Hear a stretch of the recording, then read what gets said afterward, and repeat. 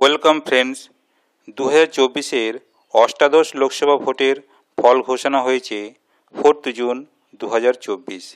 এই ফলাফলের ভিত্তিতে কোন লোকসভা কেন্দ্রে কোন দল কটি করে বিধানসভা কেন্দ্র জয়লাভ করলো একটু দেখে নেব।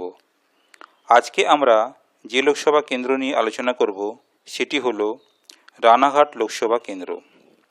এই লোকসভা কেন্দ্রে জয়লাভ করেছে বিজেপি প্রার্থী জগন্নাথ সরকার। তার নিকটতম প্রতিদ্বন্দ্বী টিএমসি প্রার্থী মুকুটমণি অধিকারী।